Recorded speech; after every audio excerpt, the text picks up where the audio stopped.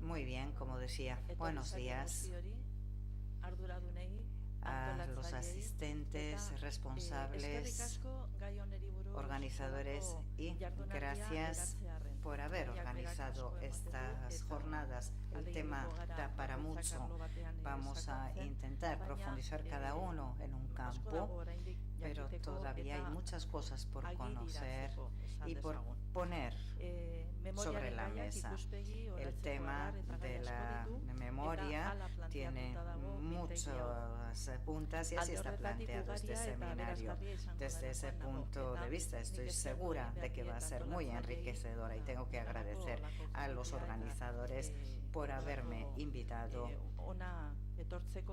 a participar aquí y el haberme tomado en cuenta. Yo voy a tomar como tema la literatura vasca y lo primero que voy a mencionar es el título, que es Las peripecias de la literatura vasca en el siglo XX. Le he puesto ese título a mi intervención porque así veo yo la literatura vasca en el siglo XX, con altibajos, pero de un extremo a otro, sobre todo por la ruptura que se produce en la guerra, porque fue una ruptura por los cambios que trajo, como digo, la guerra. Si vamos a principios del siglo, en los límites entre siglo XIX y XX, hay dos figuras sobresalientes: Resurrección María de Azcue y Sabino Arana.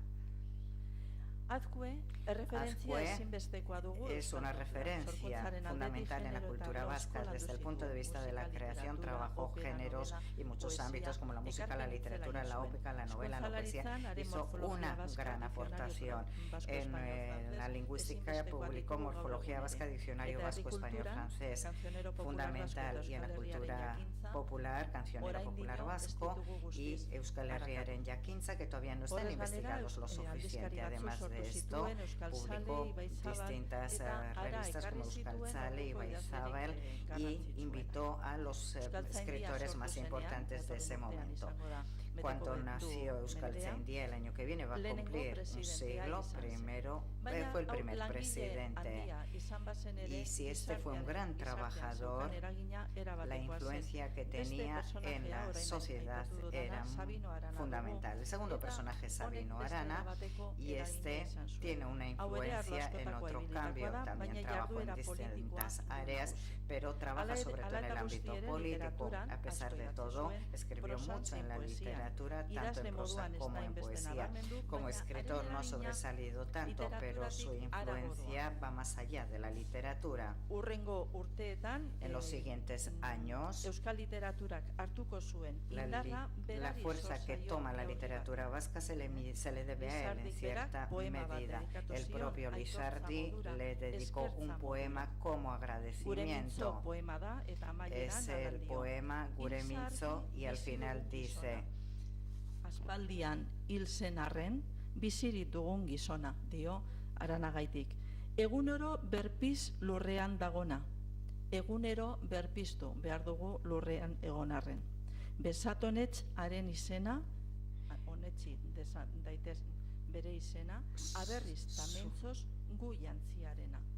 Hau da, honetzi dezagun, arek subraya la importancia de Sabino Arana, diciendo que agradezcámosles el trabajo que está haciendo. Lizardi en ese momento era una persona muy importante, y el que dijera esto dice mucho a su favor. Arana es amante del euskera y de la lógica desde el punto de vista del euskera, y a veces llevó a un extremo el camino de la lengua natural, pero a pesar de todo, entre las dos tendencias, digamos que la de Arana Goiri prevaleció. ¿Por qué?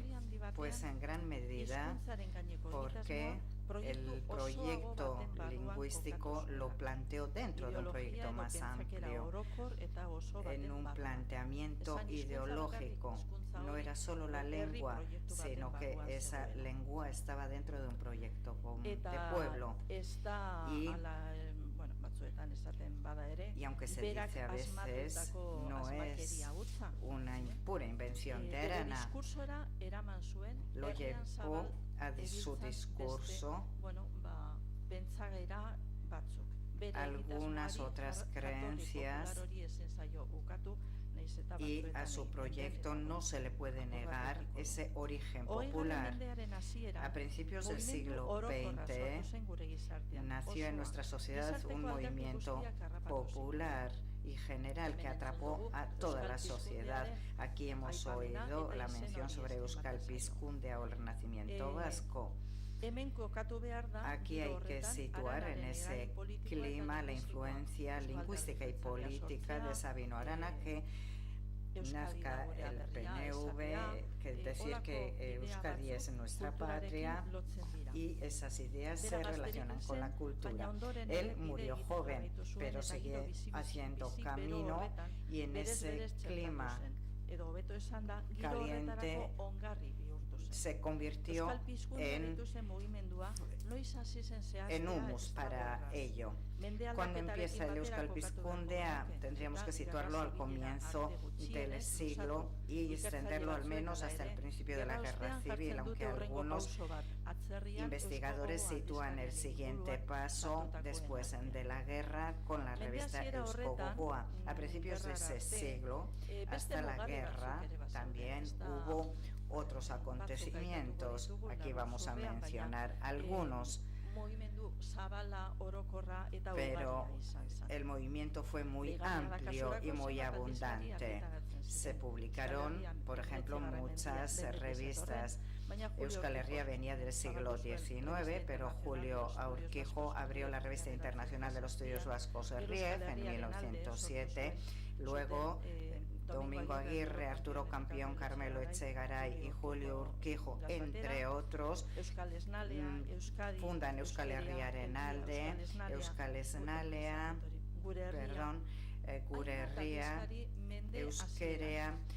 Muchas revistas tenemos a principios del siglo, y ese comienzo de siglo no es igual.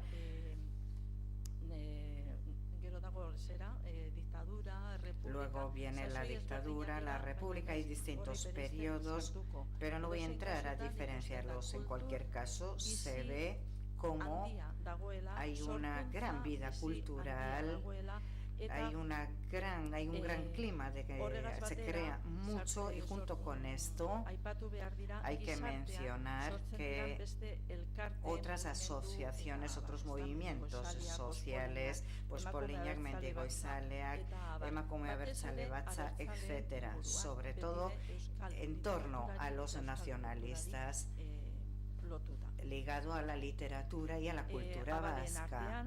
Entre los sacerdotes nacen, entonces hay que tener en cuenta la fuerza de los sacerdotes. Entre los amantes del euskera, bueno, en Cataluña había ya para entonces movimientos de ese tipo, y se publican publicaciones en órdenes, etcétera. En el seminario de Vitoria también se produce otro periodo interesante, porque los profesores, entre los profesores estaban don Manuel Lecune, José Miguel Barandiarán. José Miguel Barandiarán trabajó en la etnografía, en la antropología, hizo un gran trabajo, pero dentro del seminario, entre los seminaristas, abrieron vías para esas investigaciones, y su influencia a través de sus alumnos se expandió mucho. Y en la literatura, la aportación de Manuel de Lecuna hay que tenerla muy presente, sobre todo en el ámbito de la literatura popular, a la que le da una gran dignidad y lo convirtió en tema de investigación. Los primeros programas de radio en euskera también datan de ese periodo. Otro eje es el primer congreso mundial vasco, y luego vinieron en nuestra cultura dos asociaciones fundamentales en nuestra cultura, Eusko Ikaskuntza y Euskaltzaindia, que han perdurado hasta nuestros días. Y en educación también aquí se han mencionado, pero la educación fue otro ámbito al que se le dio mucho peso. el euskera y la literatura vasca, si se van a extender y si van a ser lengua de la cultura, tiene que tener sitio en la escuela. Por ejemplo, en Vizcaya la Diputación crea la red de las escuelas de barrios para llevar el euskera a los barrios donde estaban los niños,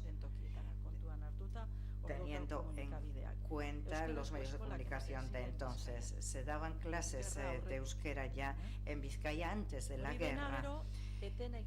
Todo esto luego se rompe con la guerra y esas escuelas trajeron la necesidad de formar enseñantes, crear materiales en euskera, distintas actividades muy importantes. Y para periodo posterior, en los primeros años después de la guerra, van a ser una base fundamental lo creado previamente.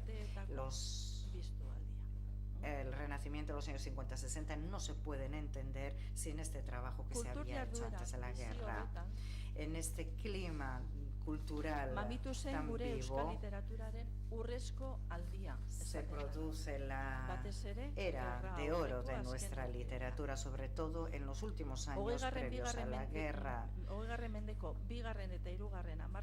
En la segunda, tercera década del siglo XX tenemos distintos nombres, pero el mayor cambio nos viene de manos de José de Aristimuño Aitzol, por influencia de la Asociación Euskaltzaleak, que nace el año 2030, organizaba anualmente un concurso literario vasco y publicaron en libros los poemas que ganaron los concursos. Aitzol le dio una gran importancia al uso del euskera en la literatura y la poesía, la consideraba imprescindible para el prestigio de la lengua.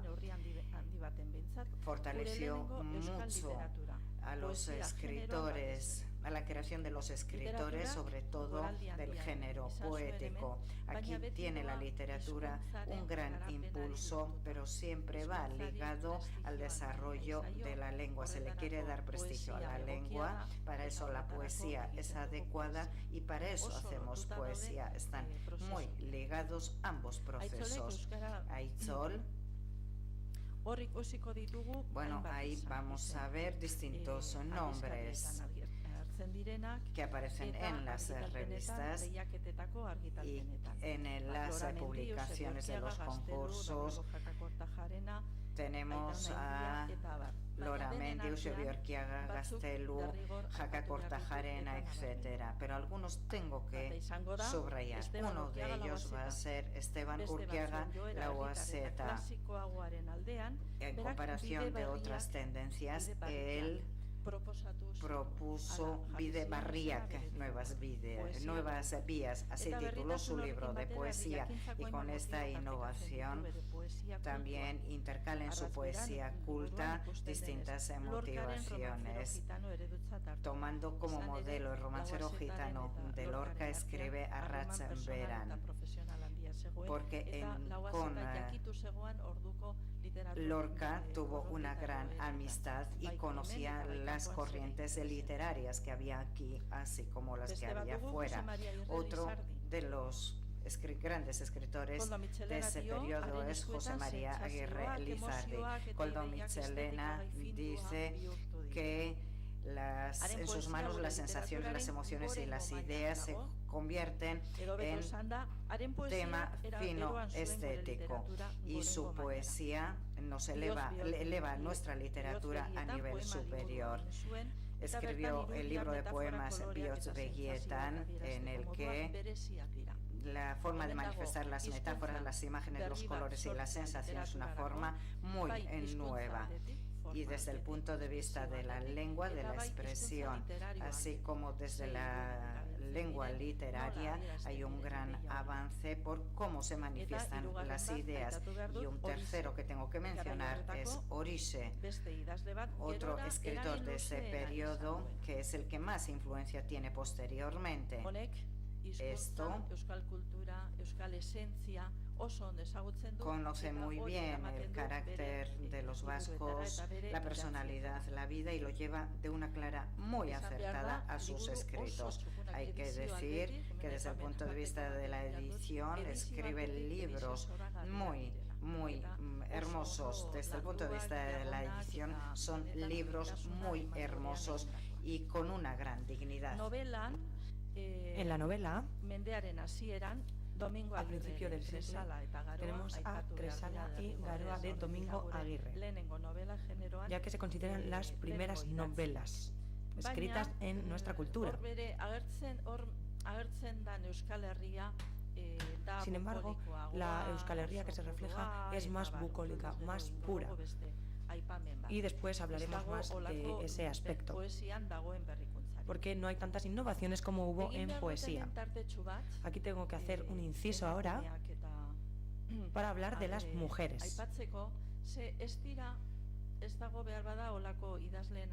De hecho, entre los escritores más conocidos puede que no se destaque ninguna mujer en la creación literaria. Sin embargo, su trabajo fue fundamental, ya que sin su trabajo no existiría el éxito de los hombres ni el éxito que estos cosecharon.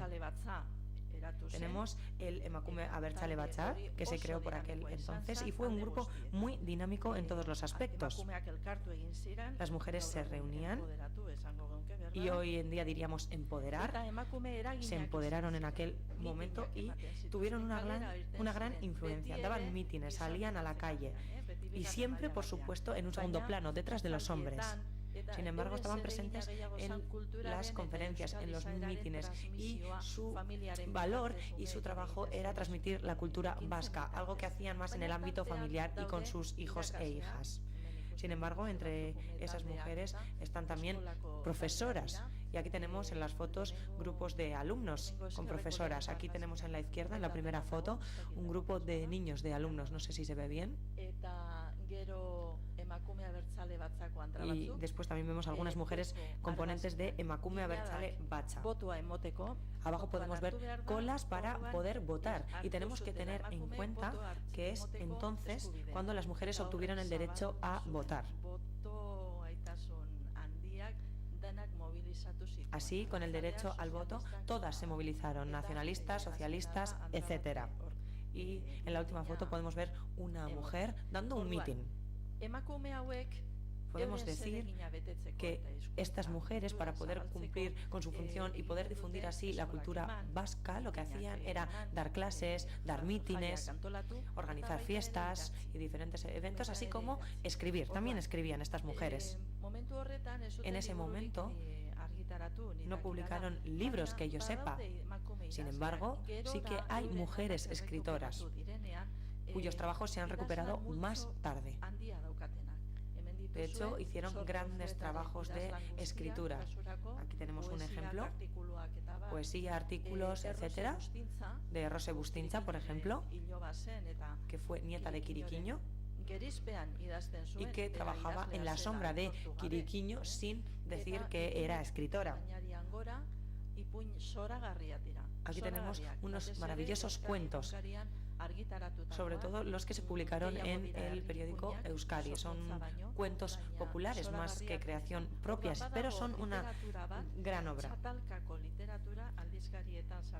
Tenemos otra literatura que se difundió mediante las revistas, que tuvo que ser recuperada y que se sigue recuperando hoy en día. Tenemos ese movimiento del que acabo de hablar. Y no hace falta decir que también hubo un gran movimiento por parte de los sindicatos en el ámbito laboral, así como en la sociedad en sí misma. Hubo un gran movimiento que se mezcló con el movimiento cultural por aquel entonces. Tenemos el ejemplo de La Pasionaria. Entre los socialistas también hubo grandes publicaciones que no las he tenido en cuenta porque están en castellano. Sin embargo, cabe destacar que hubo un gran movimiento en toda la sociedad. En cuanto a nuestra literatura, ¿cuál es la sociedad que se refleja? Aparece todo ese movimiento. Al principio del siglo XX, concretamente en las 3 primeras décadas, había grandes movimientos por parte de los trabajadores, pero todo ello no se refleja en la literatura. Y cuando sí que se refleja, como por ejemplo en Kresala y Garoa de Domingo Aguirre, se puede ver claramente que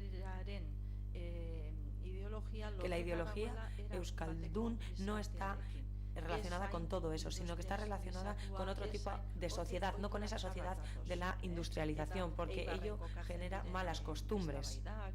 Hubo muchísimos debates en Eibar, etcétera, y esa sociedad, ese entorno que se creó no se ve tan bien. Por eso podemos decir que hay una división de la sociedad que está relacionada con el idioma, la ideología, etcétera.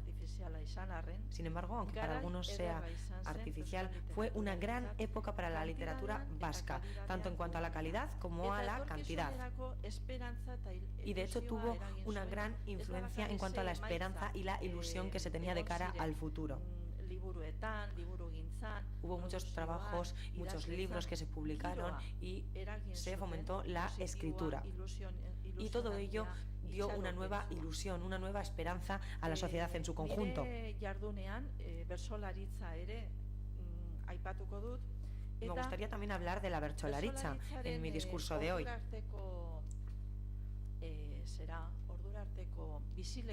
El hábitat de la bertsolaritza hasta aquel momento podemos decir que eran los bares y las hospederías. En las fiestas de primavera organizadas por Antoine de Abadí se hacían concursos por aquel entonces, pero se hacían solo de vez en cuando. Podemos decir que esos eventos no tenían el prestigio que tuvieron después. En ese momento, Aitzol quiso impulsar la bertsolaritza como un elemento para darle prestigio a la cultura vasca y quería traerlo a esa nueva sociedad y a esa nueva creación de literatura. Tenemos que tener en cuenta que Manuel Lecuena, profesor de seminario de aquel entonces, escribió el trabajo Literatura Oral Vasca, que es una obra muy bonita. Y podemos decir que esto fue un hito porque logró incluir la bertsolaritza entre los géneros de la literatura oral y lo incluyó como un género a investigar. Es decir, la bertsolaritza dejó de ser una actividad para hacer en los bares, para después de las comidas entre amigos, y se incluyó como un género literario, para que así se considerara como parte de nuestra cultura. En ese entorno del Renacimiento y con intención de cambiar la imagen de la bertsolaritza, en 1934, José Aristimuño, conocido como Aitzol, y otros intelectuales se reunieron y crearon la primera edición del concurso de bertsolaritza de Euskal Herria. Podemos decir que este fue el primer paso para darle prestigio a la bertsolaritza, es decir, se sacó el verso del bar para llevarlo a la plaza, al frontón, etc. Así, el primer concurso se hizo en 1935 y después en 1936. Y después hubo un parón. Se crearon diferentes asociaciones euskaltzales y los miembros de Eusko Gaztedi asumieron esa responsabilidad de recoger los versos para después publicarlos.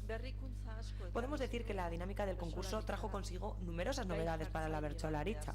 Se necesitaba una persona que pusiera o propusiera el tema.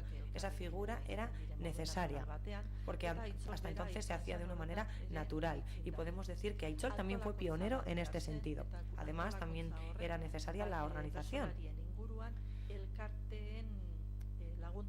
Y para ello necesitaban las aportaciones y el apoyo de las asociaciones. Además, también había que orientar el trabajo de los jueces, establecer unos criterios, etc. De hecho, esto es importante, trabajar con criterios uniformes cuando había tantos bertsolaris, y esto es algo novedoso.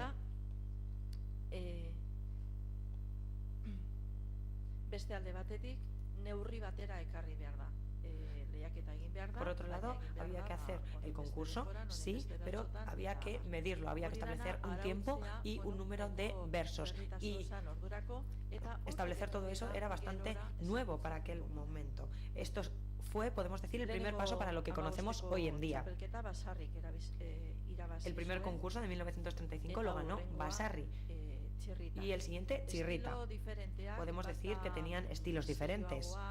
Uno es más serio, más profesional, por decirlo de alguna manera. No sé si esa es la palabra exacta, pero podemos decir más profesional. Y el siguiente es un estilo más de debate. La guerra hizo que todo esto se parara. y hubo un gran parón y una división en toda la sociedad, como hacen todas las guerras. Sin embargo, en el caso de la literatura, se dice que la literatura no perdió la guerra, pero sí que podemos decir que el grupo social, que era la base de la literatura, perdió la guerra. Y con eso la literatura se quedó en una situación bastante débil. Antes de la guerra había conseguido la literatura vasca su punto álgido, y después de la guerra estuvo en su momento más débil. Como hemos dicho, el grupo político que fomentaba la literatura perdió la guerra, y todo ello hizo que flojeara la situación de la literatura. Murieron Lizardi y algunos otros literarios, y fueron asesinados Lauaxeta y Aitzol, el impulsor que he mencionado anteriormente. Otros muchos se tuvieron que exiliar, y los que se quedaron aquí fueron silenciados. Los que se quedaron aquí después de la guerra, es decir, en la época de la posguerra, no tenían ni ganas, ni fuerzas, ni posibilidades para fomentar la literatura. Las generaciones de antes de la guerra querían salir adelante, y lo hicieron, pero sobre todo en el exilio, en Argentina, en Guatemala, en México, etc. Y es allí donde se crearon las primeras novelas de nuestra literatura. Tenemos a Juanicio de 1946, Biziagarratza da de 1950, etc. Por otro lado, tenemos los poemas Urrundik Bakeoroi de 1946. En esos años, entre el 1945 y 1950, empezaron a publicarse los primeros trabajos, pero siempre en el extranjero, y siempre de la mano de los escritores de antes de la guerra. Tenemos a José Antonio Irazusta, José Izaguirre, Telesforo Monzón, etc. En Euskal Herria, en 1949 se publicó Arantzazu Euskal Sinismenaren poema de Salvatore Michelena. Contaba brevemente la historia de Arantzazu, pero lo que había debajo es la historia de un pueblo sometido, y tenía intención de hacer un gran poema relacionado con la historia. Podemos mencionar la revista Eusko Gogoa, dirigida por Jokin Saitegi. La generación de antes de la guerra fue la más importante. Primero se publicó en Guatemala y luego en Bayona. En torno a esta revista aparecieron diferentes escritores que tenían ese sentimiento de nostalgia, es decir, ese sentimiento de nostalgia, querían romper con el pasado. Hemos hablado de Eusko Gogoa, y en Euskal Herria tenemos que hablar de la revista Egan y el grupo de escritores que trabajaba en torno a esta revista llamada Egan. Se dice que esta generación es la generación de la continuidad, y esa continuidad también fue muy importante. No hicieron grandes aportaciones, pero se refleja que hay una literatura de alguna manera, y que se siguen aferrando a la cadena anterior, y es por eso que es tan importante. Es tan importante para, sobre todo teniendo en cuenta los altercados y los problemas que hubo tanto en el ámbito político como social, porque fomentaron esa continuidad. Asimismo, aparecieron nuevas voces a partir del año 1950 de manera salteada, y por ejemplo tenemos a Jon Mirande, que era de París y de Zuberoa, pero podemos ver así como empezó una nueva época en la literatura de la mano de Gabriel Aresti. Y Arri eta Herri es el hito que refleja esto de lo que estoy hablando. En cuanto a la novela, tenemos a José Luis Álvarez en Arantza, conocido como Chillardegi. Arri eta Herri, poesia, Arestiren Arri eta Herri, poesia Arri eta Herri, la poesía de Gabriel Aresti, es una poesía social, y pone a la poesía al nivel de la literatura. Y tenemos aquí una nueva generación que quiere romper con lo anterior, quieren nuevos criterios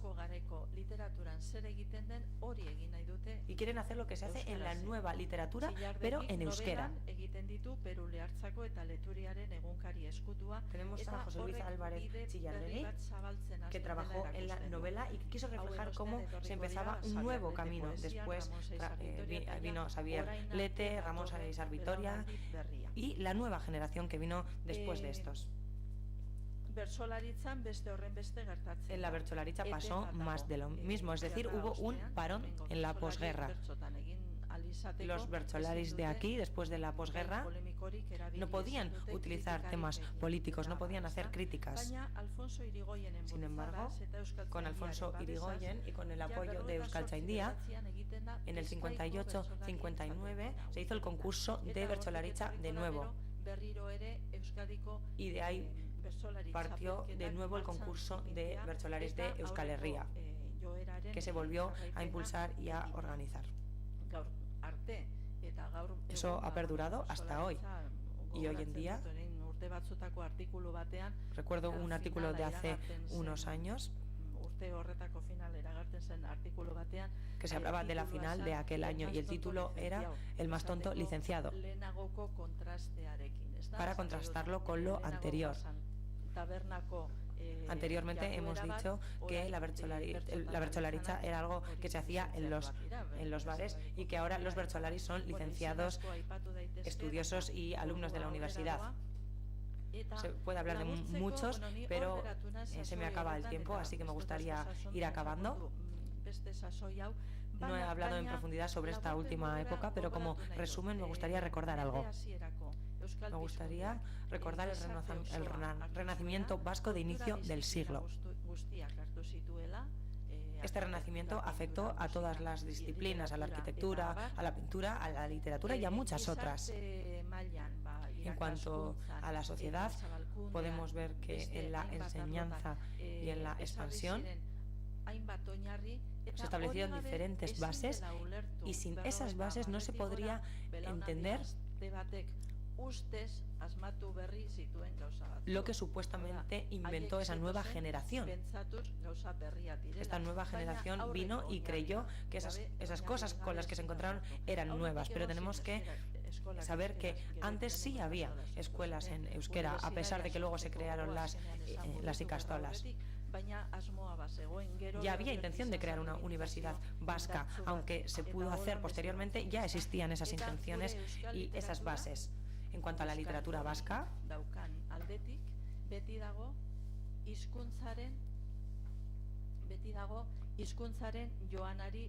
siempre está presente con siempre está relacionada con la tendencia del idioma, ya que está relacionada tanto con la política como con el recorrido propio de la lengua. Hay una conciencia de que el euskera tiene que estar reflejado en la cultura, porque hasta ese momento el euskera no era un idioma cultural y esta generación asumió esa responsabilidad.